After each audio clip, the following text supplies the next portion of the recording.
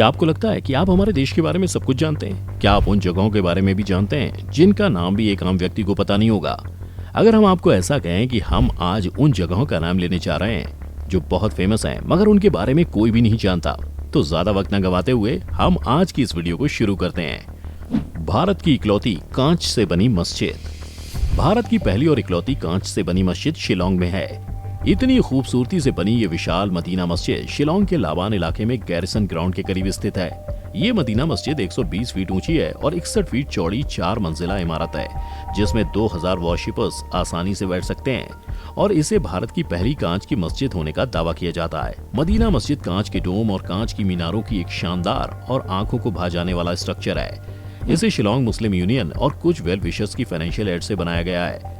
अगर इस पर खर्च किए गए पैसों का एक रफ फिगर आपको जानना है तो ये लगभग 2 करोड़ रुपए के आसपास पहुंच जाता है। शिलोंग मुस्लिम यूनियन SMU के महासचिव और मेघालय के मुख्यमंत्री के राजनीतिक सलाहकार सईदुल्लाह नोगरुम ने कहा, ये एक आर्किटेक्चरल चमत्कार है। मस्जिद के कॉम्प्लेक्स कांच पर जो काम किया गया है उसकी वजह से वो रात में इसके प्रीमाइस में एक चमकदार रोशनी बिखेरता है। मस्जिद में मेहरबा नाम का एक ऑर्फनेज, एक मरकज या धार्मिक संस्थान है जो इस्लामी शिक्षा प्रदान करता है और इसी के साथ इसमें एक लाइब्रेरी है जिसमें कंपैरेटिव रिलीजियस स्टडीज पर लिखी गई किताबें शामिल हैं। इसी के साथ यहाँ महिलाओं की नमाज अदा करने के लिए अलग जगह है। अगर आपको कभी मौका मिले तो इस मस्जिद के शानदार डिजाइन को अपनी आंखों के सामने देखिएगा जरूर। देश का पहला टोबैको फ्री विलेज। जी हाँ, आपको इसके बारे में सुनकर काफी हैरानी हुई होगी, लेकिन हमारे देश में एक ऐसा भी गांव है जहां आपको टोबैको किसी भी हाल में नहीं मिलेगा और ये कोई और नहीं बल्कि नागालैंड का गरिफेमा गांव है। इस जगह को देश का पहला तंबाकू मुक्त गांव घोषित किया गया था। कोहिमा के करीब गरिफेमा ग्राम परिषद हॉल में प्रधान सचिव ने वर्ल्ड नो टोबैको डे के दिवस पर इस बात की घोषणा की थी। गाँव में एक संकल्प लिया गया कि तंबाकू या शराब पीकर शांति में खलल करने वालों पर 1000 रुपए जुर्माना लगाया जाएगा। इसके साथ ही सार्वजनिक जगहों पर बीड़ी, पान, सुपारी, शराब आदि के उपयोग करने पर 500 रुपए के जुर्माने का प्रावधान किया गया है। इनका इस बारे में कहना था कि गरिफेमा ग्राम्य परिषद, विलेज विजन सेल और गांव की छात्र यूनियन के द्वारा उठाए गए कदम का यह परिणाम है। आज भी विलेजर्स से स्ट्रिक्टली इसका पालन करवाया जा रहा है। आपको इसके बारे में शायद ना पता हो, पर हमारे देश में टोबैको की वजह से एक साल में 1.2 मिलियन लोग मारे जाते हैं। पर हमारे देश की गवर्नमेंट इन आंकड़ों के बाद भी इस पर कभी बैन नहीं लगाएगी, क्योंकि इससे काफी इनकम और एम्प्लॉयमेंट जनरेट होती है। पर हेल्थ के टर्म्स में बात करें तो इनका ये एक डिसीजन सिर्फ इनके गांव के लिए ही नहीं बल्कि देश के दूसरे हिस्सों के लिए भी एक एग्जाम्पल बनकर सामने आया है। भारत का इकलौता एक्टिव ज्वालामुखी। अक्सर ज्वालामुखी का कंपैरिजन एक छोटे बच्चे से की जाती है जिसको अगर गलती से भी नींद से उठा दिया जाए तो वो रो रो कर तहलका मचा देता है। ज्वालामुखी भी कुछ इस तरह का ही है। अगर एक बार ये जाग जाए तो अपने आसपास रखी हर चीज को राख बना देता है। ज्वालामुखी के लावे की रेंज में पूरी दुनिया में ना जाने कितने लोग आ चुके हैं। भारत में भी एक ऐसा एक्टिव ज्वालामुखी है जो जब भी जागता है अपने मुंह से खौलता हुआ लावा उगलता रहता है। ये ज्वालामुखी है बैरन द्वीप ज्वालामुखी, जो अंडमान निकोबार द्वीप ग्रुप का पूर्वी हिस्सा है। बैरन द्वीप भारत ही नहीं बल्कि पूरे साउथ एशिया का एकमात्र एक्टिव ज्वालामुखी है। आइए आज हम आपको इसके बारे में कुछ खास बातें बताते हैं। ये ज्वालामुखी अंडमान की राजधानी पोर्ट ब्लेयर से लगभग 150 किलोमीटर दूर बंगाल की बे में है। लगभग 3 किलोमीटर के दायरे में फैले बैरन द्वीप ज्वालामुखी के आसपास कोई हरियाली या किसी भी तरह की लिविंग स्पीशीज नहीं है। यही वजह है कि इस हिस्से को बैरन यानी बंजर नाम दिया गया है। सबसे पहले साल 1787 में इस ज्वालामुखी से धुआं और लावा निकलता देखा गया था। तब से अब तक 11 बार इस ज्वालामुखी का फटना रिकॉर्ड किया जा चुका है। बीच बीच में इससे धुआं निकलने का ये मतलब है कि ये लगातार उस समय से एक्टिव रहा है। यही वजह है कि इसके आसपास अगर किसी को जाना भी होता है तो उसके लिए आइलैंड ग्रुप के फॉरेस्ट डिपार्टमेंट से खास इजाजत लेनी होती है। सुनामी के वक्त भी ये ज्वालामुखी लगातार धधकता रहा था, जिसकी वजह वैज्ञानिकों ने ये बताई थी कि धरती के भीतर किसी भी तरह की हलचल से ज्वालामुखी फटता है। Geological survey of India satellite के जरिए लगातार इस ज्वालामुखी पर नजर रखी जाती है। इससे धरती के भीतर की हलचलें रिकॉर्ड करने में भी मदद मिलती है। साथ ही साथ इसरो भी बैरन द्वीप में किसी भी तरह के बदलाव को देख रहा है। ऐसी उम्मीद की जा रही है कि इसका शेप, दूरी और लावा के बहने की दिशा से भविष्य में प्राकृतिक डिजास्टर की सूचना भी पहले मिल सकेगी। भारत का इकलौता symphonic orchestra. National centre for the performing arts यानी NSPA पर based symphony orchestra of India SOI Bharat का पहला और एकमात्र प्रोफेशनल ऑर्केस्ट्रा है। इसकी स्थापना 2006 में एनसीपीए के अध्यक्ष और अंतर्राष्ट्रीय स्तर पर प्रसिद्ध वायलिन वर्चस्व व्यक्ति ने की थी, जो ऑर्केस्ट्रा के संगीत निदेशक मैनेट बाइसेंग्लीव के रूप में कार्य करते हैं। जयंत दलाल को रेजिडेंट कंडक्टर के रूप में 7 साल की सेवा के बाद सितंबर 2014 में एसओआई का एसोसिएट म्यूजिक डायरेक्टर नियुक्त किया गया था।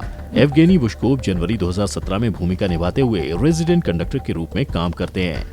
एसओआई ने Charles Dutoit, Martin Brabbins, Carlo Rizzi, Augustin Dumay, Yuri Simonov, Adrian Leaper, Johannes Wildner, Evgeny Bushkov, Duncan Ward, Karl Jenkins, Alexander Anissimov, Christoph Poppen जैसे प्रसिद्ध कंडक्टर्स के साथ काम किया है। जितने भी लोग इस टाइप के म्यूजिक को फॉलो करने वाले हैं, इन सभी के नाम से वाकिफ होंगे। ये लोग एक आम व्यक्ति के लिए अरिजीत सिंह और जुबिन नौटियाल हैं। अपनी फाउंडेशन रखने के बाद के दशक में ऑर्केस्ट्रा ने भारत और अंतर्राष्ट्रीय स्तर पर प्रदर्शन किया है। म्यूजिक टूर्स के दौरान हॉल ऑफ कॉलम्स, मॉस्को और रॉयल ओपेरा हाउस मस्कट में एसओआई को प्रदर्शन करते देखा गया था। अक्टूबर 2015 में एसओआई ने 2015-16 Abu Dhabi classic season opening की। इसके बाद Emirates palace auditorium Abu Dhabi में परफॉर्म किया और जनवरी 2016 में स्विट्जरलैंड में 3 संगीत प्रोग्राम प्रेजेंट किए। टॉनहेले ऑर्केस्ट्रा ज्यूरिक में और विक्टोरिया हॉल जेनेवा सीरीज के इन्विटेशन पर इन्होंने यहाँ भी परफॉर्म किया। सिम्फोनिक परफॉर्मेंस की लिस्ट के मेन बेसिस के अलावा एनसीपीए और एसओआई ने बड़े पैमाने पर प्रोडक्शंस को भी प्रेजेंट किया है, जिसमें टोस्का, मदमा बटरफ्लाई और कैवलेरिया रस्टिकाना पाग्लियाकी की परफॉर्मेंस के साथ पूरी तरह से स्टेज ओपेरा शामिल है। 2017 में एसओआई ने कार्लो रिजी द्वारा ऑर्गेनाइज ला बोहेमे में एक नए प्रोडक्शन का प्रीमियर भी किया था। भारत का मणिपुर राज्य अपने आप में कई खूबसूरत नजारे समेटे है। यहाँ देश के नॉर्थ ईस्ट हिस्से के ताजे पानी की सबसे बड़ी झील है। इस झील का नाम है लोकतक। अब आप सोच रहे होंगे कि इसमें बाकी झील के मुकाबले क्या खास बात है, तो इसका जवाब ये है कि ये झील दुनिया की एकमात्र तैरती हुई नेशनल पार्क है। अब हम आपको इसके इतिहास के बारे में थोड़ा सा बताएं तो लोकतक झील इम्फाल से 53 किलोमीटर दूर मणिपुर के बिशनपुर जिले में है। दुनिया में इस झील को तैरती हुई झील के नाम से भी जाना जाता है। अगर आप सोच रहे हैं कि आपको इसमें देखने को क्या मिलेगा, तो यहाँ आप बने सुंदर प्राकृतिक द्वीप को शांत माहौल में देख सकते हैं। इन्हें फुमदी के नाम से भी जाना जाता है। इन द्वीपों में सबसे बड़ा द्वीप 40 स्क्वायर किलोमीटर में फैला हुआ है। इन फुमदियों पर लोकल मछुआरे रहते हैं। इस नेशनल पार्क को विश्व से एक्सटिंक्ट होते संगाई हिरणों का आखिरी प्राकृतिक घर भी कहा जाता है। अगर आपको पता ना हो तो हम आपको इसके बारे में एक और खास बात बता देते हैं कि संगाई मणिपुर का राज्य पशु भी है। प्रकृति के सुंदर नजारों पर तैरती लोकतक झील मणिपुर को आर्थिक रूप से भी मजबूत बनाती है, क्योंकि ये यहाँ का एक फेमस टूरिस्ट अट्रैक्शन पॉइंट है। इस झील के रेवेन्यू जनरेट करने के साथ साथ ये और भी चीजों में काम आता है, और उसमें सबसे किफायती है हाइड्रो पावर जनरेशन। इस आइलैंड से लिया गया पानी हाइड्रो इलेक्ट्रिक पावर जनरेट करने के काम आता है। हाइड्रो पावर एक renewable source of energy electricity generate करने के काम आता है।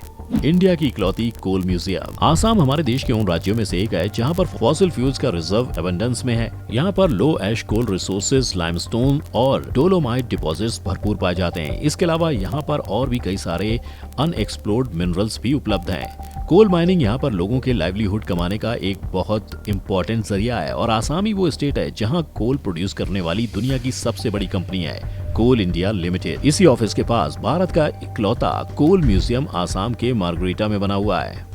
इस म्यूजियम की इनॉग्रेशन 29 अक्टूबर 2022 को हुई थी।